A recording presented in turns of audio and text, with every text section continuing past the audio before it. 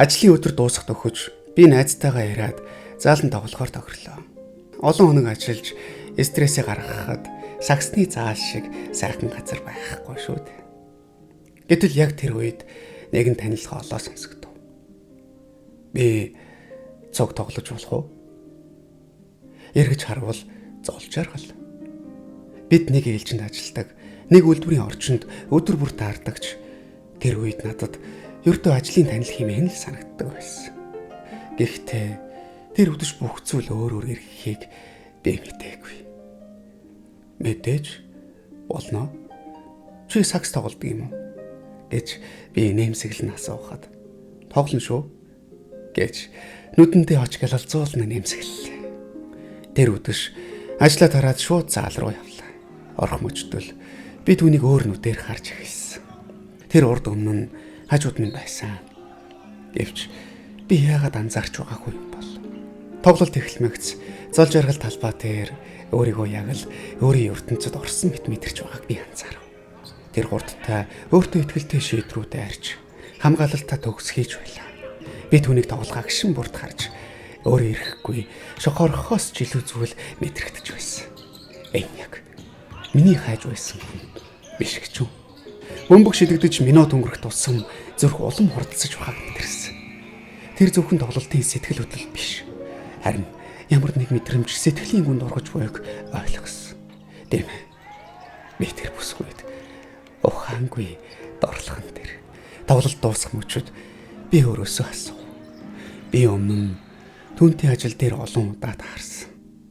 Өдөр бүр хажууд нь байсаар ирсэн. Гэтэл яагаад урд нь харж чадаагүй юм бол би энэ хүнийг алдаж болохгүй. Энэ бодол миний толгойд орж ирсэн мөчөөс л би өөрийнхөө хувь тавиланг өөрчлөхөөр шийдсэн. Тэр мөчөөс хойш би ястаа хөлөө хугартал араасангүйсэн. Уг нэг үйлдвэрт ажиллаж нэг ээлжинд байсан мөртлөө өмнө нь яагаад анзаараагүй юм бол гэж дотроо гайхсан ч тэр өдөр ойлгосон зүйл бол анхааралгүй өнгөрөөж болохгүй хувь тавилан гэж байдаг гэдгийг. Түүнийг өөрийн болгохын тулд шантралгүй зүтгэсэн. Заримдаа тоохгүй өнгөрнө, заримдаа халгаахгүй нэмсэглэнэ. Гэхдээ би ухраагүй. Өнөөдөр эргээд бодоход хэрвээ тэр үед араас нь хөлөө хугартал гүүгээгүй бол миний амьдрал ямархан байх байсан бол гэж бодохоор төсөөлөлд бодохгүй юм. Одоо бид хоёр хамтдаа 3 сайхан хүүхдийн аав ээж болчихсон сууж байна. Хамгийн том нь хүү, дундх нь охин, баг нь бас хүү. Гэрийн маань хан хайр, инээд баяслаар дүүрэн болсныг харах бүртээ би тэр нэгэн өдөр зааланд түүнтэй тааралдсандаа түүн рүү тэмүүлснээ хизээч бууж өгөөгүй те баярлдаг. Хайр гэдэг ганцхан мөчөөс эхэлж болохч түүнийг амьдралын турш авч явах нь өөрөө хамгийн том урлаг мэт. Хүний амьдралд юу ийс тохиолдох вэ? Өнөөдөр инээж байсан хүн маргааш гониглж, заримдаа баяр хөөр, заримдаа сорилт бэрхшээл ээлжлэн ирдэг.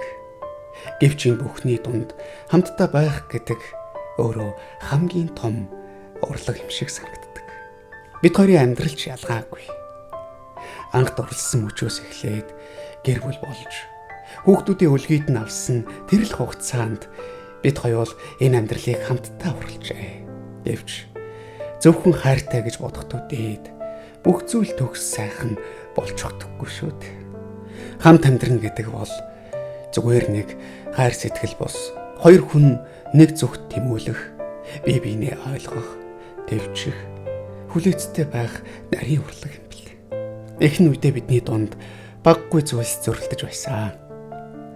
Хоёул өөр зан аран шинтэй, өөр ингэсэн бодолтой учраас заримдаа ойлголцохгүй үе гардаг л байлаа. Гэвч би нэг зүйлийг маш тодорхой ойлгосон.